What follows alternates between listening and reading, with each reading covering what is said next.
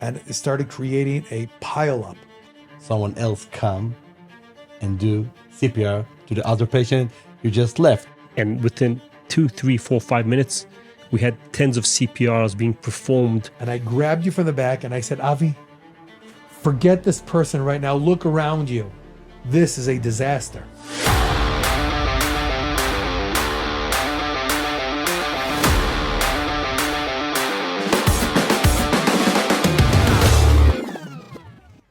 Hi everyone, I'm Dovie Maisel, Vice President of Operations for United Hatzalah, Israel's largest volunteer emergency medical service. And I'm Elad Bachar, the Medical Director of United Hatzalah. And welcome to another episode of Masters of Emergency. In this episode, we'll be taking a deep dive into Israel's largest civilian disaster, the Meron Mountain Crowd Crush on the Lag BaOmer Festival. We also have the privilege to have our first guest on the podcast, Avi Marcus, Deputy Director of the Medical Department and also head of the Psychotrauma Unit, who was thick inside the deep end of this disaster from the very first seconds. Welcome, Avi. Thank you for having me. We'll have a good talk today. Yeah, we hope to learn a lot from this terrible tragedy that taught us a lot of lessons about so many aspects of both mass casualty incident and preparation and culture of not obeying rules in such events. But let's just let's try to dive right in and talk a little bit about what we're talking about here. I'll take you back to April 30th, 2021, 12:45 a.m. We're on the top of Mount Meron, which is a tomb of a ancient rabbi. This is a mountaintop not fit for thousands and thousands of people. And for centuries, people have been coming on pilgrimage on the day of this rabbi's death. And this is called the Festival of Lag BaOmer. It's estimated every year that anywhere between 300,000 and 400,000 people come. This is by far the largest civilian event that it takes place in Israel annually. And at any given moment, you have over 100,000 people. In this crowd crush that occurred at 12:45 a.m., 45 men and boys lost their lives and over 200 people were injured. The crush occurred because coming out of one of the bonfire lightings on the mountaintop, on the tomb, they sort of come into a little channel, a little path that it goes downhill. At the bottom of it, there are stairs. And essentially what happened was people at the bottom from water that was on the ground or whatever slipped, and it started creating a pileup of people at the bottom of the stairs. Thousands of people pushing in from the back end could not be aware of what was going on at the beginning of the line there, and the pressure accumulated there crushed hundreds of people. So just a little bit about the history of this place. This is a second century Tanaic rabbi by the name of Rabbi Shimon Bar Yochai, which, like I said, brings thousands of people every year. They believe that he brought the light, and maybe some of you have heard of Kabbalah. So he was the founder of Kabbalah from the second century. And for years after that, every year people light bonfires all over Israel and all over the world, representing the light that he brought to the world of the Kabbalah and the secrets of Judaism and a lot of what we experience today. So imagine a mountaintop in the Galilee, very limited space on the mountaintop, paths that are very narrow coming up to the mountain. And obviously, when preparing for something like this, you can't really prepare for a large-scale disaster. And we'll talk about the preparedness in a minute. Elad, we'll deep dive into that as well. But imagine an event, an incident that occurs. Obviously, we've spoken about this in previous episodes about Murphy's Law, that the disaster will always occur not where you're prepared for it. Same happened here. Imagine needing to run 1,500 feet. That's about 500 meters with stretchers and patients by hundreds, getting them out to get to the nearest ambulance. Difficulties in triage, staging areas, and everything. So I think we'll just start sort of try and jump in now and try to understand the history of this place and how we prepare for it every year. This is an event, this is a pre-planned event that we've been attending over 20 years. as an organization. We've been participating, we've been preparing, and unfortunately, we've also been yelling for many years that this place, it's not a question of if the disaster will happen, rather when and how bad it will be when it happens. And unfortunately, on that night, the disaster struck, and we were there. So let's start talking about a little bit about the prep and diving into that. So when we prepare ourselves to this event, so we need to understand where it's gonna take place. Then we need to understand how many people will be in this event, and we need to know the hospitals, how many time will take to go to an hospitals, and at last we need to understand the ambulances and all the vehicle. How long is it take to bring them into the place and arrange them inside? In this event, like Dovie says, it's the largest event in Israel, and we're talking about 100,000 of people. And Now, mind you, this is not a football or soccer stadium, which is organized and set up. This is like a mountaintop with a tomb on it, with paths and trees and forests all around. And if I can mention it, I think this is the place that you don't want an MCI to occur in, because it's very small space, only one road that the ambulances can come, and all the crowd inside, so the ambulances can't go inside. So eventually it's the place that you don't want the MCI to occur in. In this place, obviously, we arrange ourselves with I think 30 or 40 ambulances and MCI and clinics and everything. But as I told before, they are not inside. Only personnel walking inside behind. Yeah, let's understand, when we're talking about an event like this, we attend it every year, and we treat, on standby, we treat, I don't know, 1,000, 1,500 people for the regular, dehydrations, people falling, burns from the Syncopaths, stuff like bonfires, and things like that, because it's not really set up for a mass disaster. And if we talk about the mountain itself, think about 100,000 people at any given moment on a mountaintop in the middle of the Galilee, middle of nowhere. How do they even describe if they need help, how to get to them?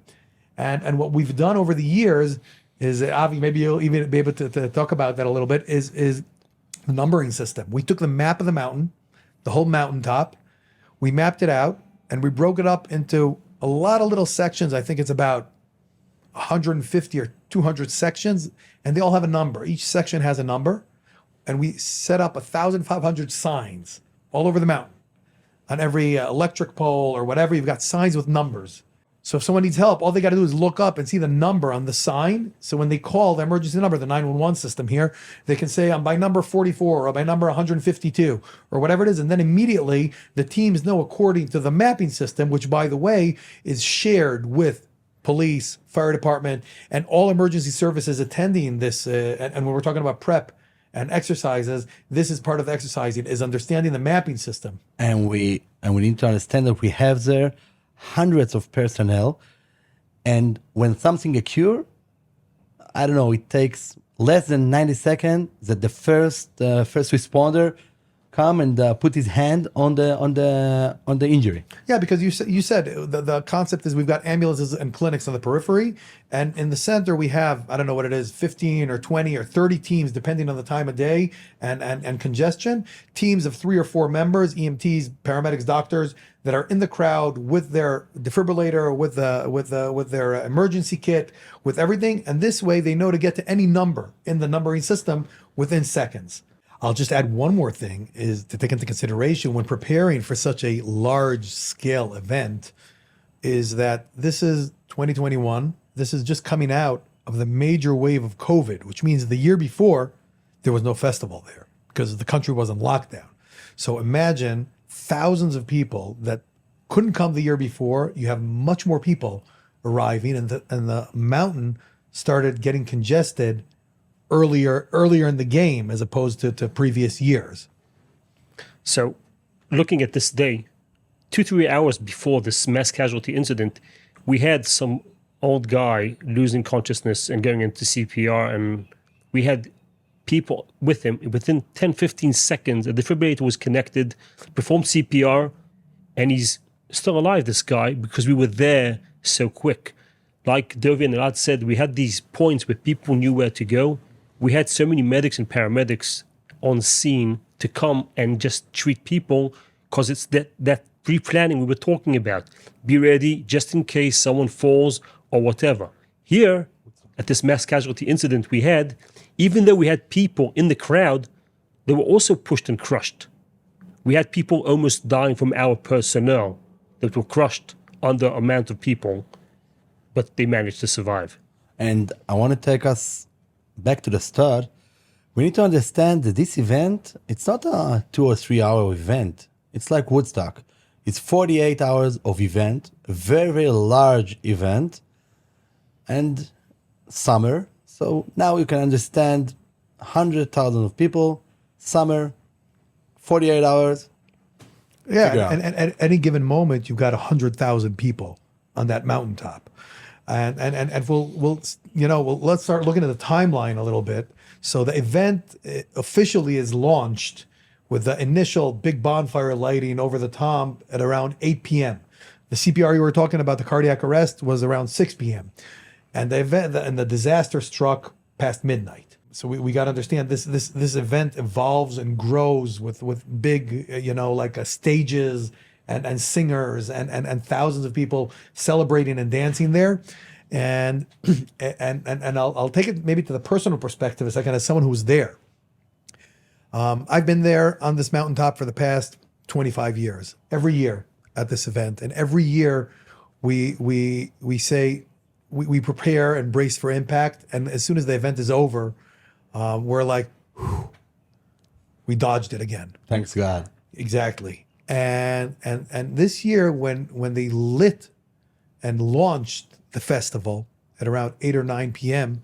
on the top of the tomb is where they light the big initial bonfire. The crowd was so full and enthusiastic and excited. These people have been locked in homes for the past year because of COVID. And I was standing there on the roof of this tomb, right near the lighting of the bonfire area, and it was getting so crowded.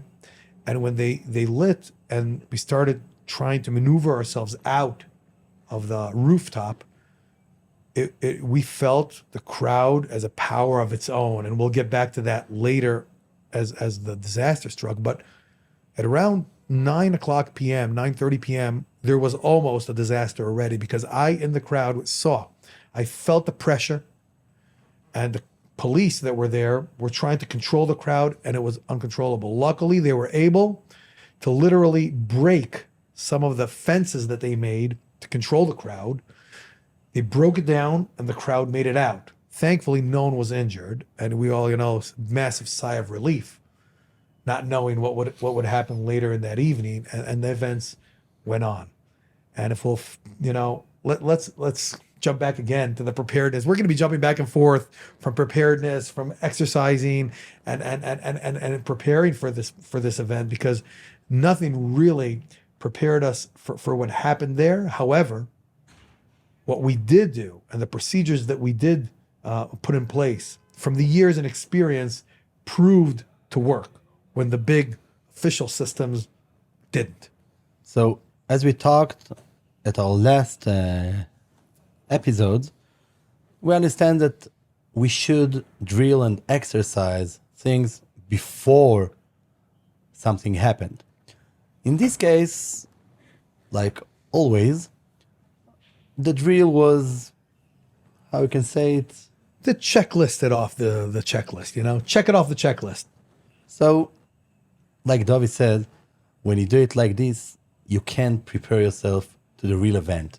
And when the real event is happened, so as Dovie mentioned, the Murphy Law, so you are not communicate in the same communication system with other medical stuff other medical companies at the event, and the road that's supposed to be an MCI road that closed only for Evacuation ambulances, route, an evacuation route. evacuation route, is closed or not appropriate for the ambulances. It was also blocked from people running away from this mass casualty incident. So planning for them to come in, but you have thousands of people running against you, that's working against yourself. And I think that if there was a drill and someone was, I don't know, thinking about what can happen and what should we do if something happened, I don't know, maybe,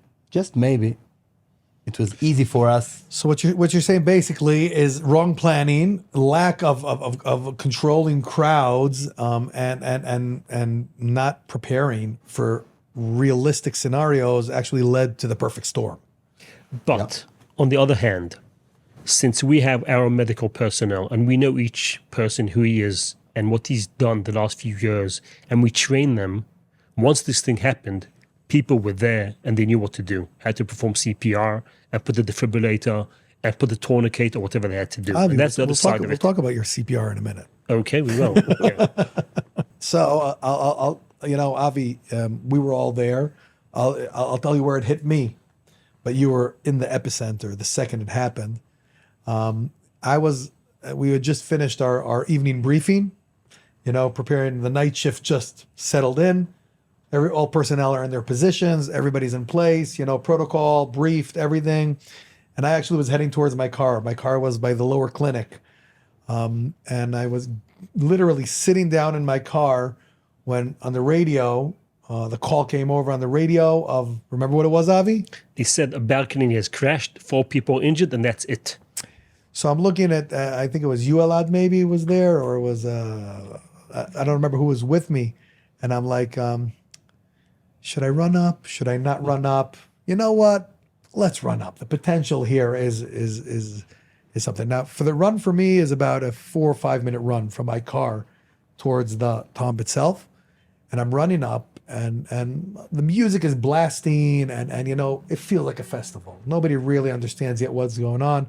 And I'm running into the center of where this supposedly happened. And I'm looking around. It's chaotic. Okay, people are running.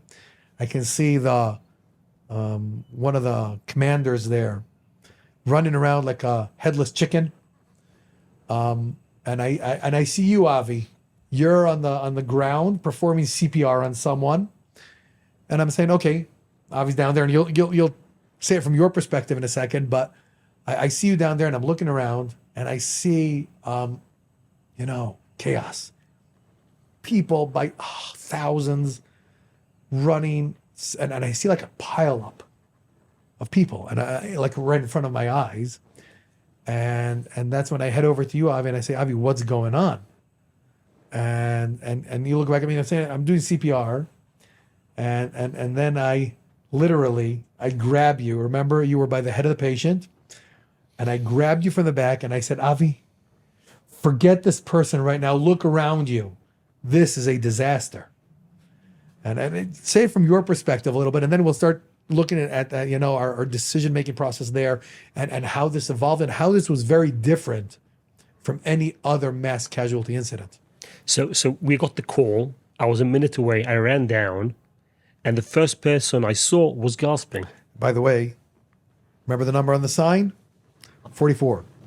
44. 44. That's where it came over. Remember the sign system we were talking about? They said by 44, it collapsed of a balcony. So you were right there. I was right there. I ran. I was there in a minute. I saw someone gasping to breathe.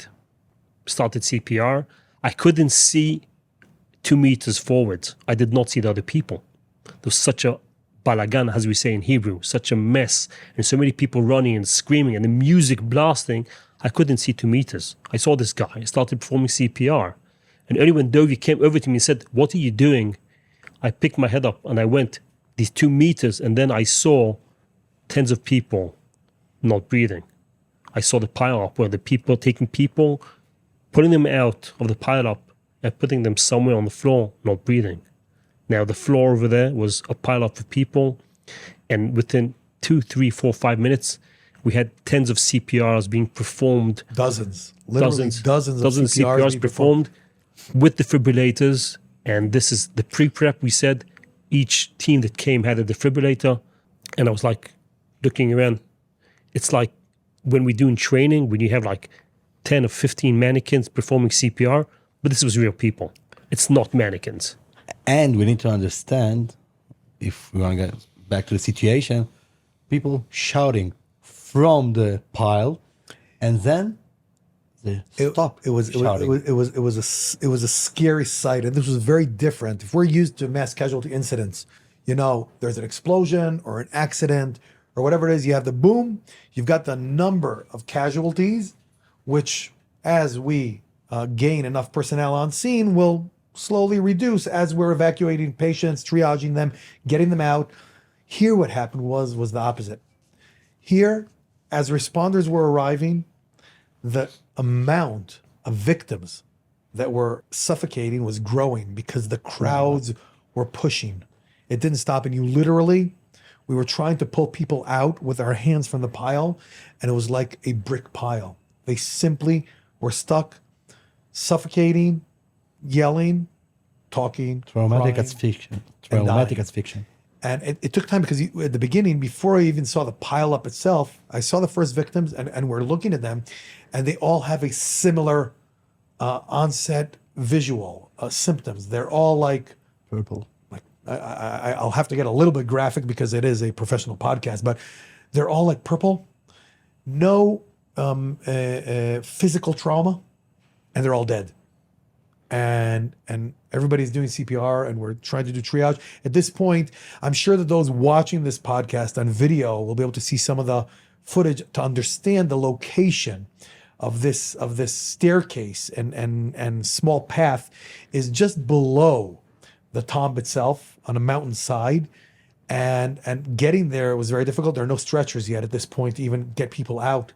And people were lifted out on hands to try and get them out of the crowd, out to the area where we had, I know this must have been, 30, 40 meters out, where we had the stretchers and equipment to actually do the triage and get them out.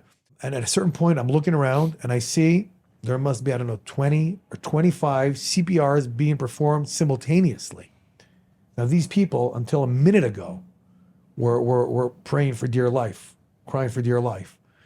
And it's children, it's adults, all men, because this is a ultra-Orthodox religious festival. This was on the men's side of the festival. And I positioned myself at a certain point and like one of these manholes of the sewage system, which gives me a visual of the whole scene. And I'm talking to the guy next to me, to my colleague there, and the music is blasting up on top. And I go to him and I tell him, they have no idea upstairs what's going on down here. The festival is still going on. And I said, somebody has to make sure that they start evacuating the crowds from up there to prevent, because this is just going to continue.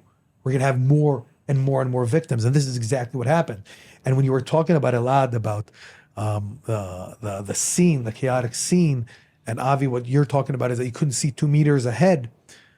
I'll take you back to the previous episodes of you can't control the chaos.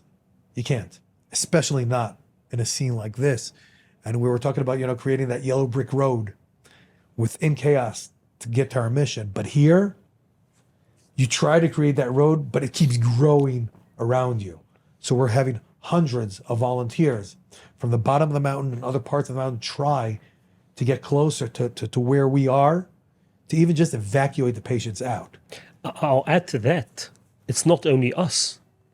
It's us medical personnel, police, army, fire brigade, and other volunteers trying to assist in this small place, which is the size of nothing. If you want to put people standing over there without pushing them together, there's space for like 50 people. Over there, you had hundreds of injured people, and all the medical personnel and the army and the police trying to assist also, and trying to organize this thing. As you said, it's impossible. It's actually, it was before organizing, Elad, I'll let you jump in a second, but what they had planned when they prepared this place is they put up a lot of metal sheets on the sides, creating channels of where for people to walk through, like cattle. And what we saw when we were there, remember, they were tearing apart these sheets so people could try and escape from all around. So you see electrical cables and torn metal sheets, and they're trying to move barricades within crowds. It was simply as chaotic can get. And in the midst of this, there are dozens and dozens of people that are simply dying, hundreds that are injured. Of course, there were those who were, yes, traumatically injured with fractures and crush injuries and whatnot. This was chaos, and we see it evolving around us. You were going to say, Elad. And what happened next is that if you perform CPR to someone and you just go to other patient, someone else come and do CPR to the other patient, you just left because there was no triage tags, because of the chaos, and because nothing went right in this MCI. But I want to ask you another question. Who runs this show? Who is the commander of this whole mess? So in Israel in general, the general commander of any civilian incident is police. The police are managing this. However, the police there were totally lost. They were totally lost. The crowds trying to get out of being crushed on the one hand, and on the other side, once they started evacuating, you're talking about 100,000 people on a mountaintop with small paths. While you need to evacuate hundreds of people that are injured and killed, obviously we're trying to do triage. Some people of the people were pronounced dead, and because of the lack of communications, because communications collapsed there, then they were pronounced, and then you come back and you see other people doing CPR on them again. And I was trying to think, where are the ambulances? Where is the setup, which was planned in the MCI drill and the MCI exercise that was done beforehand? The most absurd part was that the MCI staging area was from the upper part of the tomb. So essentially, thousands of people running blocked the ability to transport any of the victims to the staging area for an MCI, which forced the volunteers to run with stretchers for 500-600 meters. That's 1,500, 1,800 feet with stretchers through crowds, trying to evacuate them to advanced care, and obviously to transport to the ambulances, to the helicopters, and to whatnot. And we need to understand that the hundreds of ambulances that came to this event after the MCI occurred, parking 600 or 700 meters from the MCI. So people running to them. And another thing, like Murphy Law, it's occur in a place that you have only one hospital at a 15 minutes of driving, and it's a level C hospital. Level C hospital. It's a super peripheral area in Israel. It's not near any trauma center or any significant capabilities. And add to that, the roads leading to this mountain are blocked. Are a one-lane road that are blocked by thousands of buses bringing people to the festival. So it was like a cascade of I said earlier, the perfect storm, the perfect disaster. Or buses or bringing or taking them off this event. Yeah. Out of this event. So I want to go back a second to the stage where Dovie picks me up and says, look what's going on. And then I have to take a decision in a minute of seconds to decide, what am I going to do? Am I going to perform CPR on all these people? Or the understanding this is a mass casualty incident, and we have to treat the people that we can, and the people that are not alive just keep on going. And as Elad said, I went through people and stopped CPR. I went to all the medics and said, this one's pronounced dead. I didn't take 10 seconds to check pulse. I took 20 seconds. I took a flashlight, look into their eyes to see and to make sure they're really dead and not making a mistake. And I went through about 25 people and pronouncing them dead. But then when I looked back, I pronounced dead, and someone, as Elad said, another group came and they started CPR because they see someone needs CPR. And it took time for people to understand that these people are pronounced dead. And then someone grabs me and says, there's a room over here just on the stairs. And we're performing CPR, and I go in and I see a room with, I think, 10 or 11 people. It was 10. I remember you reporting back to me saying that there are 10 10 CPRs, and I went through each and every personnel, and there was nothing to do. And I was like, something here doesn't make sense. And what people did is we started pulling off the walls the curtains, drapes. curtains, and we started putting them on people. And that was a stage where people started understanding that these people cannot be CPR'd and alive. And mind you, at this point, the crowds are still being crushed. They're trying to relieve some pressure from the back end, and block it off. And slowly but surely, it took time, but more than 200 people were pulled out. Now imagine, it's not only the disaster. What's going on the mountain? You've got 100,000 people evacuating, people falling, getting injured, ambulances that can't make it through. So obviously there were children that lost their children that parents. lost their parents in the crowds. It was simply chaos, as chaotic as it could possibly be. The other side of it is that this all chaos finished very quickly. And that's weird. That's crazy. Within 50 minutes, all the casualties were put in the same place. All the people were evacuated. But then we have to go on the psychotrauma side, where you see all the care tenders crying. Well, I'll talk about that in a second, but we'll just wrap up the operational part of. We were talking about the evacuations with hundreds of ambulances that couldn't make it to the mountaintop, so they had 6 helicopters from the IDF, airborne rescue unit, landing all over by the big parking lots surrounding the mountain, and it just took time to bring the patients in. They were flown from there to the trauma centers. Like we said, over 200 people were injured in this incident. We said 45 people were unfortunately killed. And I remember actually when the police commander, the regional police commander, came to the epicenter, and he sees me on that manhole overseeing the site. So he comes up to me and he's like, give me a report, what's going on? And I tell him, just on site here, there are at least my guess is roughly 40, 45 people killed. And he looks at me and says, no way. I say, way. This is at least 40, 45 people killed here. And that was just my rough estimate in the epicenter of this disaster. But looking back in the aftermath and looking at and debriefing this afterwards and understanding how everything went wrong. All the pre-plans, everything collapsed. Nothing, absolutely nothing worked according to protocol. Not on the mountaintop, not in the evacuation process, not in the emergency routes for the ambulances, not on the blocking the roads of buses that shouldn't continue coming up to the mountain.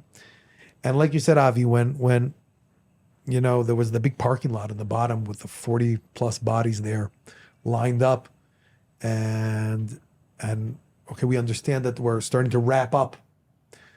And I come up to our staging area, which is not far away. It must be, I don't know, a 2-minute walk, which is, by the way, in the middle of the evacuation route. We have our big, massive tent there that has our equipment and all of the extra mass casualty equipment that we brought. We brought, I think it was 50 backboards and stretchers. It's like a storage of massive storage equipment center that people ask us, the official services over there, why are you bringing so much? We bring it just to be on the safe side. Every single one of those stretchers and backboards was used to evacuate patients from the disaster site. And I come back up there and I walk into to that area, which is closed off, and I see maybe 100, 150 of our volunteers, men and women, like torn apart.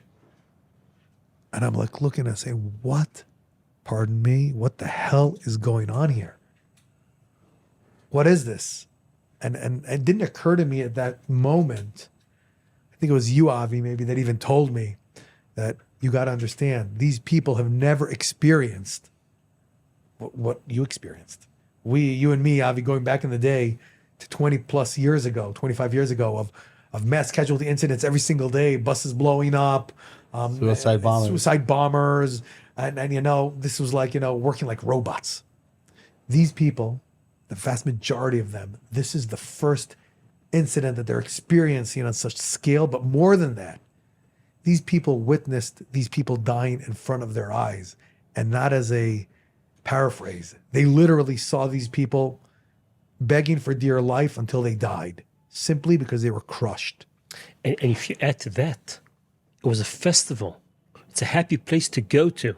People were there with all the music going on, and the discrepancy. Families, kids. Exactly. A discrepancy between this occasion where you go to celebrate, and 2 minutes later you're performing CPR, not one or two, three people, and seeing the 44 bodies.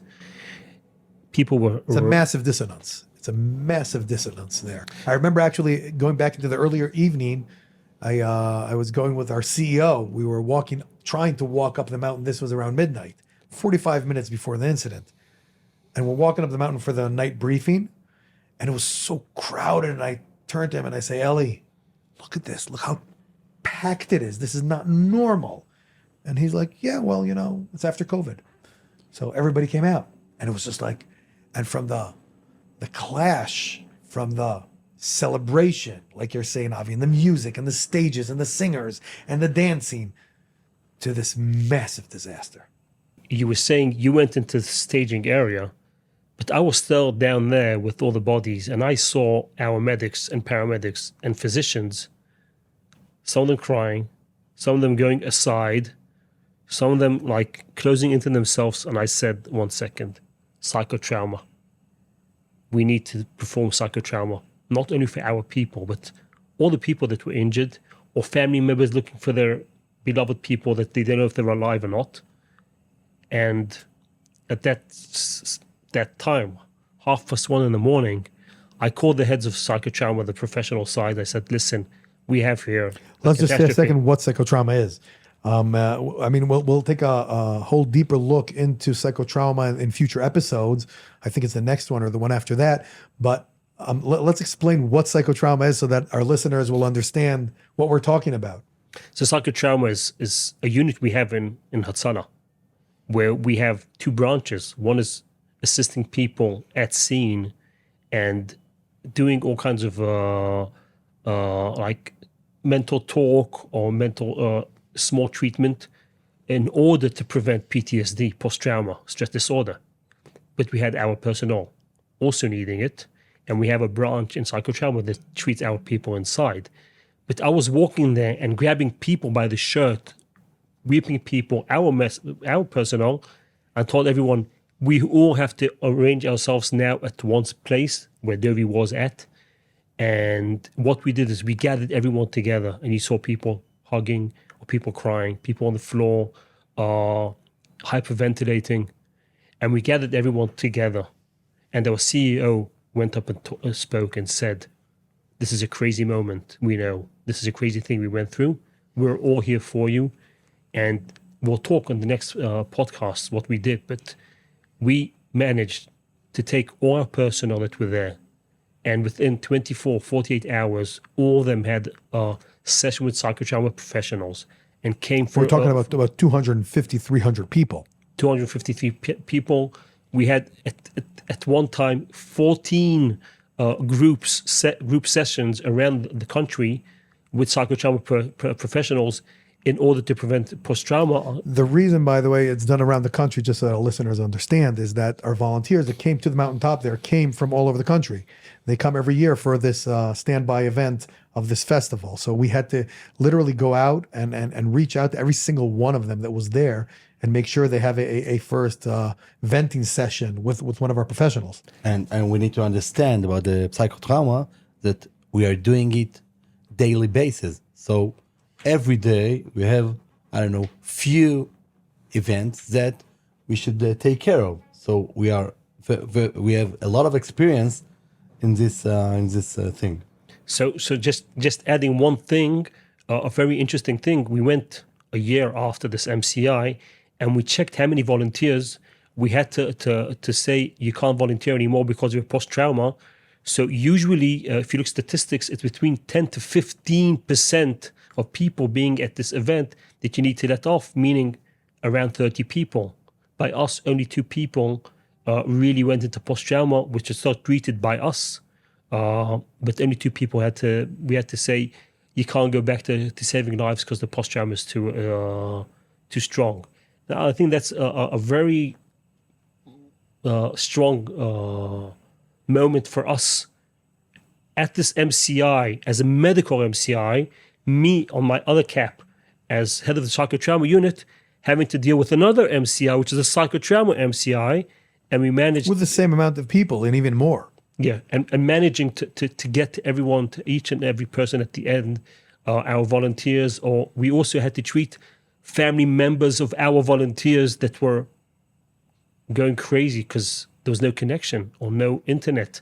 And they did not know if the people that are dead or injured in hospital are the family members that are our medics. On my side, my wife was asleep. She did not know a thing. But on the mountain, my brother and his son were there. And I was walking around for 2-3 hours searching and trying to call them, but there's no reception. At about 4 a.m., my brother called me to say, I'm okay, I'm on a bus on my way home. But I had 3 or 4 hours myself with my family members going crazy if everything's okay. Yeah, listen, it's difficult to go back and remember this sort of a disaster. It really was one of the, I think that for me personally, this was the one that cracked, this was the straw that broke the camel's back.